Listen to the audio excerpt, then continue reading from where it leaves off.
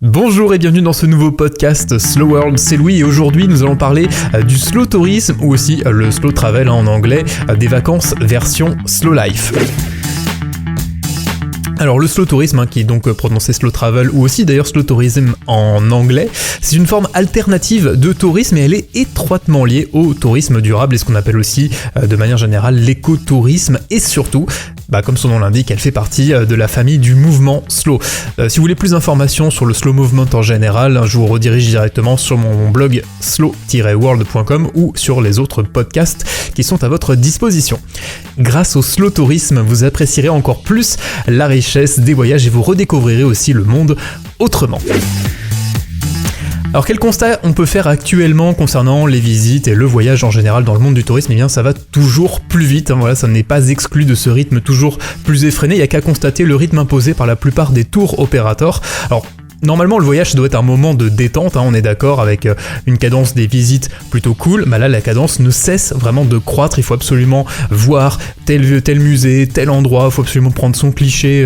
un peu classique que tout le monde prend, et il n'y a pas le temps vraiment de s'imprégner de l'ambiance locale. À peine terminé tout ça, c'est reparti, vous remontez dans le bus, terminé, photos souvenirs clichés qui sont prises de vos vacances, et fin du voyage, votre semaine de vacances est terminée. Donc globalement, moi en tout cas c'est la remarque que je peux faire et c'est vraiment le constat que je fais personnellement, on sent vraiment la déshumanisation quand même du voyage qui a aussi un fort impact environnemental, au-delà du fait de subir quelque chose d'assez standardisé.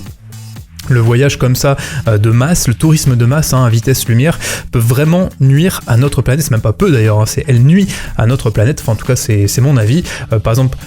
l'idée que les promoteurs immobiliers sont prêts à sacrifier la nature pour bétonner à bloc, faire pousser beaucoup d'immeubles, des hôtels comme des champignons et pour tout ça pour faire de l'argent, la surexploitation aussi des ressources locales parce qu'une fois que les gens sont en masse dans le coin, il faut bien nourrir tout ce monde-là et bien sûr la surconcentration de la pollution humaine, tout ce qui est rejet de déchets, le CO2, etc. Pas besoin de faire une liste énorme pour comprendre que ça a un impact énorme sur le lieu. Il y a beaucoup de lieux touristiques du fait qu'ils sont saturés, d'ailleurs on peut prendre l'exemple de la Thaïlande à un moment donné qui a carrément bloqué l'accès à certaines plages très connues du tourisme de masse parce que forcément l'impact sur l'environnement était vraiment énorme. Bon, moi après c'est juste un petit clin d'œil que j'ai fait d'ailleurs dans l'article, c'est que le fait d'expérimenter aussi la Côte d'Azur en France en plein été, vous allez vite comprendre ce que c'est que le tourisme de masse, parce que pour y avoir habité quelques années, un trajet qu'on met d'habitude 15 minutes à faire, c'est plus d'une heure et demie quand même quand il y a le tourisme en plein été. Et pourtant, il existe une alternative pour profiter au maximum des bienfaits de ces vacances. Bonjour, le slow tourisme, ou aussi le slow travel. Alors slow tourisme et slow travel, qu'est-ce que c'est exactement ? Bien le slow tourisme, comme dans chaque domaine du slow, qui découle, je rappelle, de slow food, c'est le mouvement qui a initié l'ensemble de la slow life. Je pense qu'il serait possible de résumer le slow tourisme en 5 mots. Authenticité, éco-responsable, expérience, ralentir et plaisir. Voilà, le slow tourisme favorise l'utilisation de transports peu ou pas polluants, tels que les transports doux comme le vélo ou par exemple le cheval, etc. La nature et l'environnement sont aussi au centre du voyage en cherchant bien sûr à limiter notre impact écologique. Alors de manière générale, le slow tourisme esquive aussi le plus possible le tourisme de masse et tente d'emprunter des chemins hors des sentiers battus. Il s'agit d'un réel état d'esprit, j'ai envie de dire, proche de celui d'un aventurier, puisqu'il faut vraiment laisser place à l'imprévu, ne pas hésiter à déborder un peu de son planning et sortir de ce côté très carré. Et comme dans l'ensemble de la philosophie slow life, le légendaire prendre le temps, bien sûr, est aussi présent dans le slow tourisme, prendre le temps de découvrir votre destination, par exemple dormir chez l'habitant, profiter de l'instant présent, bref, encore une fois, privilégier la qualité du voyage, l'enrichissement par exemple intellectuel et humain, par rapport à la quantité, c'est-à-dire le nombre de photos souvenirs que vous allez faire dans plein d'endroits différents en disant j'ai visité tout ça, mais en fait, à part avoir pris une photo, et du coup, avoir fait la queue pour pouvoir être tranquille devant la statue ou le lieu mythique, vous n'avez rien fait d'autre que d'attendre finalement, vous n'avez pas vraiment profité du lieu où vous étiez. Alors à qui s'adresse le slow tourisme ? Eh bien cette tendance s'adresse à l'adepte du tourisme lent ou celui qui souhaite simplement voyager autrement, le touriste qui veut s'accorder un peu de temps pour se reposer, sortir du stress des transports en commun ou même arrêter de courir en optant pour ce qu'on appelle slow vacances entre guillemets. Et ben il faut dire au revoir au programme détaillé, aux horaires à respecter et au bain de foule. Alors bien sûr ça ne veut pas dire faire n'importe quoi, y aller complètement freestyle si vous voulez être rassuré et organiser un petit peu la chose, il n'y a aucun souci, mais en tout cas il ne faut pas absolument s'imposer comme ça une cadence infernale pour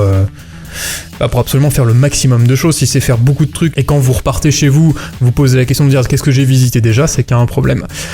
Donc bien sûr maintenant vous pouvez dire bonjour au tourisme écologique, insolite, authentique, à la nature et aux paysages grandioses.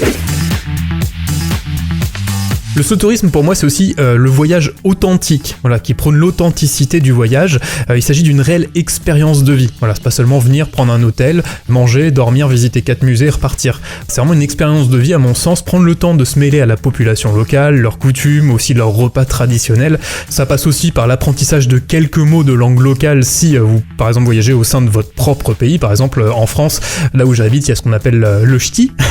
le ch'timi. Donc 3-4 mots à apprendre, ça peut être toujours sympa, vous allez peut-être vous en rappeler que d'un, mais ça sera un souvenir quelque part que vous aurez au fond de vous, ou alors des mots de langue nationale pour les pays étrangers. Le voyage authentique, c'est une immersion vraiment totale dans la ville ou dans le pays que vous visitez. En plus, les autochtones ont tellement à nous apprendre de leur région, de leur ville, de leur pays, qu'il y a pas mieux placé qu'eux finalement pour nous raconter l'histoire de leur pays ou de leur région, sans compter aussi les valeurs humaines, forcément, qui sont liées à ce rapprochement. D'ailleurs en parlant de ça, ça me rappelle une histoire d'une dame lors de mon voyage à Montréal au Canada qui nous avait fait visiter pendant sa pause déjeuner des coins vraiment très reculés de la ville de Montréal. Et franchement j'ai encore aujourd'hui le souvenir d'être entré dans des lieux vraiment insolites comme dans un hôtel, alors que normalement c'était réservé aux clients, pour admirer des peintures exposées dans les couloirs, dans l'étage de l'hôtel, alors qu'on n'était même pas clients, c'est un truc de fou. Donc ma question c'est quel guide touristique de tourisme de masse aurait osé vraiment s'aventurer avec un groupe de 15 ou 20 personnes dans un hôtel privé ? Donc là c'était vraiment quelque part l'occasion, mais on se perdait dans les rues à ce moment-là dans Montréal, puis finalement on est tombé sur cette dame qui nous a vus avec une carte en train de galérer à nous repérer dans la ville, puis finalement elle s'est proposée en disant venez je vous fais visiter. Honnêtement on n'a même pas eu le temps de réfléchir que finalement elle nous a embarqués, on l'a suivi et tout s'est très bien passé, on a vraiment vu beaucoup de choses et en plus elle connaissait énormément d'histoires etc. tout autour de Montréal, elle nous expliquait chaque chose qu'on pouvait voir, c'est impressionnant et en fait c'était son plaisir perso de faire ça. Donc parenthèse fermée, voilà aussi les avantages liés au slow tourisme, c'est qu'on fait des rencontres complètement inattendues, jamais de la vie on se serait dit tiens on prévoit de rencontrer une dame qui va nous faire visiter Montréal, et ça c'est uniquement parce qu'on a accepté l'idée de à un moment donné se poser, se perdre dans les rues et puis réfléchir à ce qu'on allait faire par la suite. Alors comment devenir slow touriste ou slow traveler ? Alors j'aime le rappeler parce qu'il s'agit pour moi d'une notion vraiment importante. L'idée c'est pas de vivre votre voyage au ralenti, faire exprès d'aller très doucement, si à un moment donné il faut accélérer un peu, accélérer, mais encore une fois il faut aller à votre juste vitesse, le tempo giusto. Si vous ne vous êtes pas encore renseigné sur le tempo giusto, je vous invite à checker tout ça sur mon blog slow-world.com ou alors sur ma chaîne YouTube aussi, j'ai fait une vidéo sur le sujet du tempo giusto. Chaîne YouTube qui tout simplement s'appelle Slow World, pour pas changer. Alors les quelques réflexes que je pourrais citer d'un slow traveler, c'est se laisser guider par l'émotion, par exemple loger chez l'habitant, choisir une destination coup de cœur plutôt qu'une destination à la mode, il n'y a qu'à voir comment les gens parlent tous de la même chose, il suffit qu'il y ait 4 personnes sur Instagram qui se mettent en photo et puis une demi-star qui parle de ça, tout le monde va au même endroit, les gens finalement choisissent rien par envie, ils choisissent juste par le fait de la masse et que les gens en parlent, donc vu que les gens en parlent, faut qu'on y aille c'est l'inverse, le slow traveler c'est plus un côté coup de cœur, ça n'empêche pas à un moment donné d'avoir un coup de cœur pour une destination qui sera à la mode, mais il faut pas que ça soit systématique, à mon sens en tout cas. Être curieux et à l'écoute et disponible, s'adapter aux coutumes locales, organiser son voyage, mais pas trop quand même, laisser place encore une fois à l'imprévu. Alors cette nouvelle forme de voyage offre énormément d'avantages à celui qui souhaite emprunter le chemin du slow tourisme, et vous voyez qu'avec cet état d'esprit, il y a beaucoup d'opportunités qui s'ouvriront à vous, comme par exemple cette histoire que je vous ai racontée quand j'étais à Montréal, chose que l'industrie touristique pourra difficilement vous offrir parce que tout est tellement rythmé avec un planning que même si vous avez eu cette dame qui était venue à votre rencontre, vous auriez été obligé de dire non, là j'ai une visite dans 20 minutes. Donc voilà les avantages du slow tourisme. Alors qu'est-ce que je pourrais dire sur le futur de cette philosophie du slow travel ? Même si ça fait plusieurs années que ce concept de voyage existe, la popularité du slow tourisme commence à peine en fait finalement, et qu'on le veuille ou non d'ailleurs, notre avenir et celui de la planète aussi d'ailleurs dépendra en partie de notre façon de voyager. Quand on voit l'impact environnemental du voyage, ce n'est pas à négliger. Alors c'est pas nécessaire d'aller à l'autre bout de la planète pour se dépayser totalement pendant vos congés. Sur des séjours vraiment courts, vous pouvez tout à fait privilégier des destinations proches de chez vous. C'est donc naturel de voir émerger des tendances en lien avec le slow tourisme, comme les locavores, les personnes qui se nourrissent exclusivement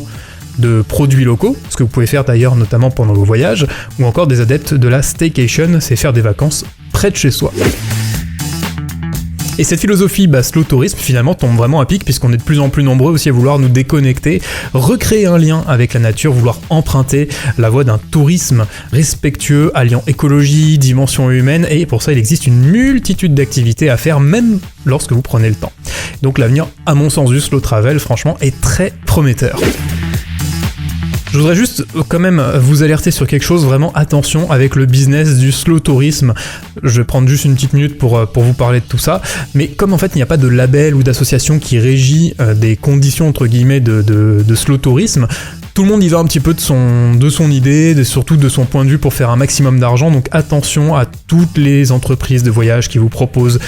du slow tourisme, c'est beaucoup de business, vraiment faites attention, il y en a qui vont dire que parce que vous faites une petite dégustation d'un demi-bout de truc local, c'est du slow tourisme, pendant que d'autres vont vraiment faire l'effort de faire un programme sur mesure qui allie vraiment environnement, écologie, etc. Donc attention, il y a aucun label qui régit tout ça, donc c'est vraiment freestyle pour tout le monde. Tout le monde revendique de faire du slow tourisme parce que ça commence à être la mode, et surtout il y a beaucoup d'argent à se faire, donc vraiment, attention, moi je vous ai prévenu,